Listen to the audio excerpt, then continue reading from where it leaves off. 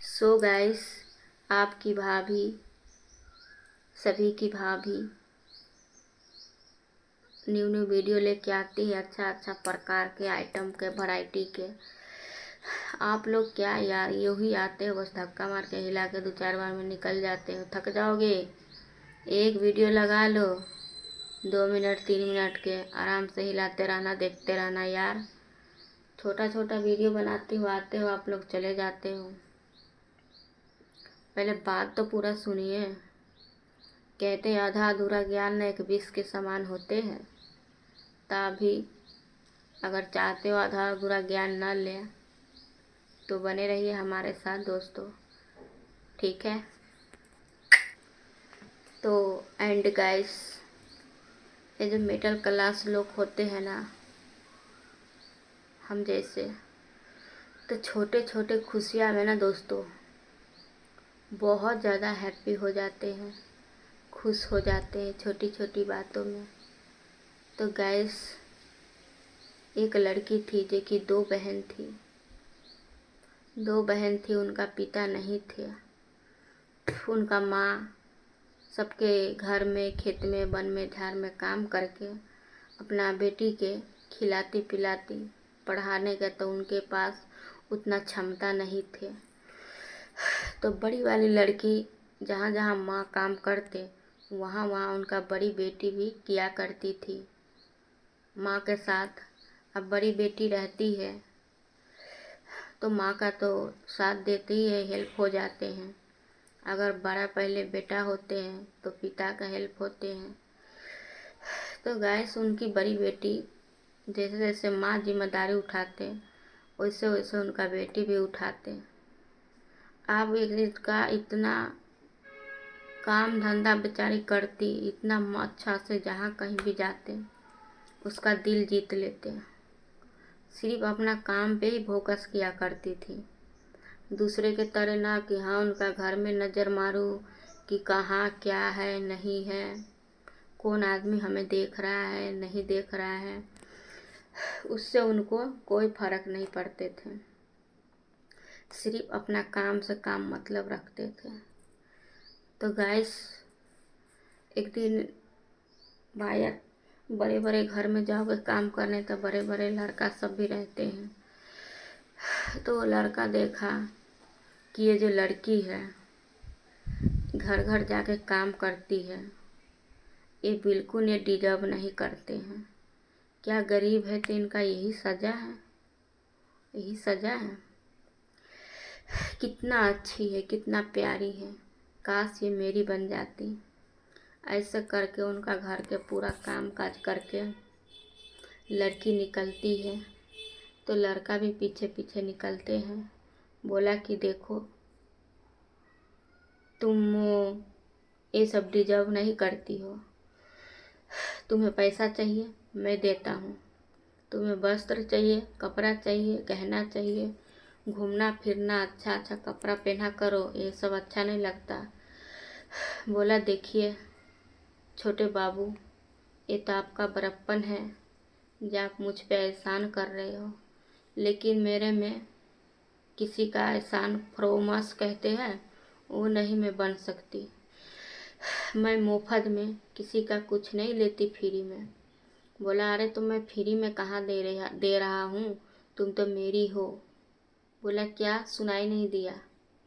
तो बोला फ्री में कहा, तुम तो मेरे ही काम वाली हो ना, तो हम नहीं तुम्हारा सहायता करेंगे तो कौन करेगा। अब ऐसे करके बेचारे नहीं ले रही थी, उनके बहुत ज़्यादा प्रेशर डाला जाता है कि नहीं तुम अच्छे अच्छे कपड़ा पहनो, अच्छे से साफ़ सफाई में रहो।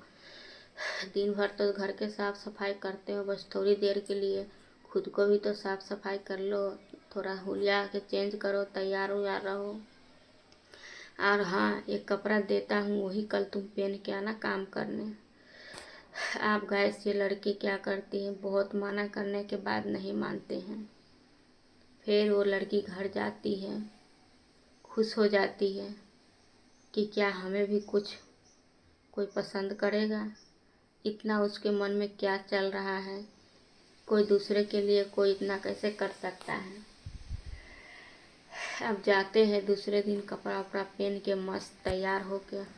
अब वो लड़का देखते हैं तो देखता ही रह जाते हैं कि सच में वही है ये या कुछ दूसरा आइटम। देख के एकदम से खुश हो जाती है। दोनों के निगाहें एक दूसरे से हटता ही नहीं था। अब घर के लोग भी देखते हैं कि ये काम वाली आई है तो काम पे ध्यान दे कि इधर उधर कहाँ देख रही है। बोली नहीं, मैं तो बस यूँ ही कर ही तो रही हूँ, काम ही तो कर रही हूँ। ऐसे करके जब लड़का के कमरे में जाते हैं साफ सफाई करने, अब लड़का भी जाते हैं कि हमारा मोबाइल छूट गया, ये वो बहाना लगा के आ जाते हैं उनको पकड़ के मस्त दीवार में खड़ा करके और मार लेते हैं। आहूँ आहूँ उनका पप्पी झप्पी सब हो जाते हैं। टेस्ट करने के बाद दोनों के तो एक दूसरे में आपा ही खो देते हैं, होश में नहीं रहते। जब आपा खोते हैं फिर देखते हैं कि नहीं ये तो गलत हो रहा है, बिल्कुल गलत, मैं नहीं रहूं। लड़की फटाफट काम छोड़ के चली जाती है, बोलती मैं कहाँ एक अच्छा वो बड़े आदमी, अब मैं कहाँ नौकरानी ठहरी। क्या नौकरानी से एक सेठ आदमी शादी कर सकता है उसका बेटा? बिल्कुल नहीं। ऐसे करके बेचारी सोचा कि देखिए आप ऐसे करोगे तो मैं आपका काम छोड़ दूंगी। बोला तो कौन कहता है तुम्हें काम पे आने के लिए, तुम छोड़ दो, यही तो मैं चाहता हूँ। क्या मेरी वाइफ बनोगी और तुम वो काम करते रहोगी? आराम करो आराम, हम तुम्हें अपना बनाएंगे। पकड़ा हूँ, टेस्ट किया हूँ, छोड़ने के लिए थोड़ी ना, खाने के लिए किया हूँ, तो टेस्ट तो हो बनता ही है। ऐसे करके बोला देखिए अब ज़्यादा जोश के साथ बात कर रहे हो, आपका जो सपना है ना वो सपना सपना ही रह जाएगा। बोला हमारा जो सपना है ना उसको हम बदल देंगे, अपना सपना के रियल बनाएंगे, रियल ज़िंदगी में रियल बनाएंगे। बोला ये तो असंभव है।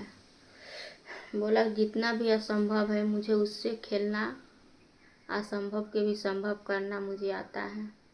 मेरी माँ के तुम नहीं जानती हो, मेरी माँ इतनी अच्छी है ना कि कोई अपने से छोटा हो या बड़ा हो वो कभी नहीं किसी का छोटा बड़ा समझते हैं। चाहे कोई गरीब हो या अमीर हो, सबके वो एक ही जैसे नज़रिए से देखते हैं और सबके एक ही जैसे प्यार भरी बातें करती हैं। बोला था और कुछ बताइए अपनी माँ के बारे में। उनका पसंद नापसंद सब बारे में बताते हैं कि मेरी माँ तो मेरे ही सिर्फ पसंद के ही खाना बनाते हैं और घंटों हमारे साथ बैठ के टाइम स्पेंड करते हैं। बोला तब तो आपकी माँ बहुत प्यारी होंगी, बहुत अच्छी है। तो हाँ, अब ऐसे करके बोला तो जाके जल्दी से अपना माँ के अपना फीलिंग के बारे में बताइए। अब लड़का जाते हैं अपना माँ के बताते हैं सारा कहानी कि माँ मैं मन ही मन किसी को पसंद करने लगा हूँ, चाहने लगा हूँ। बोला तो बेटा वो कौन है, उसका तस्वीर दिखा, फोटो दिखा। बोला माँ आप तो उनको अच्छे से देखी भी हो, बात भी की हो और जानती भी हो। बोला अरे मेरे को याद नहीं है। अरे नाम तो बता। तो बताते हैं जो हमारे घर में आते हैं काम करने, कितनी अच्छी है, कितनी प्यारी है। आप उनका बहू बना के रखोगे तो सेवा पानी तो कर ही रही है, हमेशा करेगा, हमेशा करती रहेगी। बना लीजिए माँ, बस एक छोटी सी ख्वाहिश है मेरा, पूरा कर दीजिए। इसके अलावा आपसे मैं कुछ भी नहीं मांगूंगा पूरी लाइफ। माँ मैं उसके बगैर मर जाऊंगा, बहुत प्यार करता हूँ।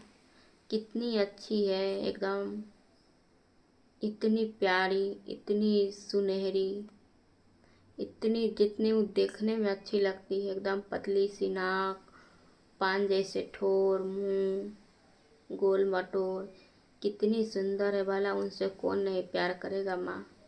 अगर हम ज़्यादा वेट किया, टाइम लगाया तो उनको कोई तो अपना दुल्हनिया बना के ले जाएगा, इससे पहले मैं बना लूँ। बोला ठीक है बेटा, तुम्हारा पिताजी से हमें बात करना पड़ेगा, मनाना पड़ेगा। अब देखते हैं दोस्तों इसके आगे क्या होता है, फिर इसके आगे की बात बताएंगे आप लोग।